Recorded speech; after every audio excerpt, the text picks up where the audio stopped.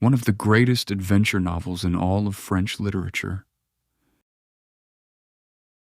An epic of betrayal, of long imprisonment, and of a patiently nurtured revenge. Return to Marseille. The year is 1815. The merchant ship Pharaon glides into the port of Marseille. On its deck stands a young sailor named Edmond Dantès.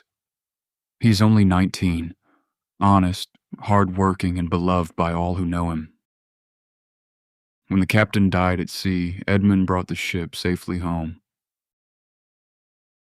The shipowner, Monsieur Morel, prepares to promote him to captain, and he is about to marry the beautiful Mercedes. For Edmond, life is nothing but an endless promise. 2. The shadow of envy. But every bright fortune also feeds the envy that surrounds it. Danglars, the purser, seethes that so young a man should be made captain. Fernand, hopelessly in love with Mercedes, sees Edmond as his only rival. And Caderousse, a jealous, drunken neighbor, simply looks the other way. In a tavern, jealousy and wine draw the three men into a dangerous idea. 3. The letter. The dying captain had given Edmond one last, secret errand: to carry a letter from the exiled Emperor Napoleon to the mainland. Knowing nothing of its contents, Edmond simply keeps his promise. Danglars notices and turns the innocent deed into a weapon. He writes an anonymous note branding Edmond a Bonapartist traitor. Fernand delivers it to the authorities. Caderousse stays silent out of fear. 4. Arrested at the feast. At the happiest moment of the betrothal feast, there is a knock at the door. Gendarmes burst in and arrest Edmond before the eyes of everyone he loves. Amid Mercedes's screams, the young sailor is dragged away. He is to be questioned by an ambitious deputy prosecutor, Villefort's betrayal. During the interrogation, Villefort quickly sees that Edmond is innocent. He is ready to set the young man free. But the letter is addressed to his own father. A secret Bonapartist. If the truth comes out, Villefort's brilliant career will be destroyed.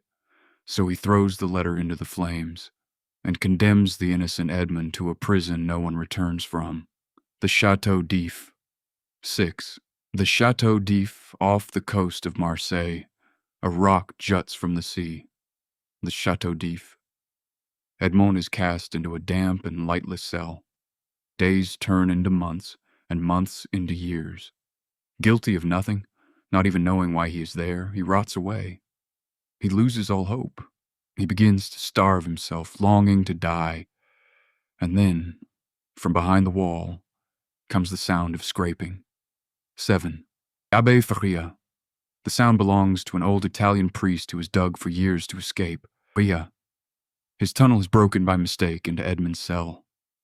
The two prisoners grow as close as father and son. Faria teaches Edmond mathematics, history, languages, and philosophy. Over the years, the unlettered sailor becomes a learned man.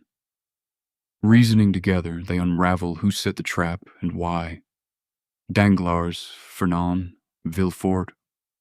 The veil is slowly drawn back. 8. The secret of the treasure. Before he dies, Faria entrusts Edmond with his greatest secret, a legendary treasure buried on the deserted Isle of Monte Cristo, the lost fortune of the Spada family, beyond all price. During a seizure, the old abbé breathes his last, but he has left Edmond his knowledge and his treasure. 9. The escape. The guards sew the dead Faria into a burial shroud. Edmond secretly drags the body away and takes its place inside the shroud. What he does not know, at the Château d'If, the dead are not buried. They are thrown into the sea. A cannonball is tied to his feet, and he is flung from the cliff. With his knife, he tears the shroud open and swims toward freedom through the waves. 14 years of captivity have come to an end. A count is born. With the help of smugglers, Edmond reaches the Isle of Monte Cristo. In the cave Faria described, he finds the treasure. In an instant, the penniless sailor becomes one of the richest men alive. The old Edmond Dantès is no more. In his place stands a mysterious, ice-cold man of limitless wealth, the Count of Monte Cristo. 11. The reward of goodness before revenge, the Count repays a debt of kindness. His old employer, Morel, stands at the edge of ruin and suicide. Like an anonymous benefactor, the Count quietly settles all his debts and replaces his sunken vessel with a brand new ship. Loyalty does not go unrewarded. Now comes the price of betrayal. 12.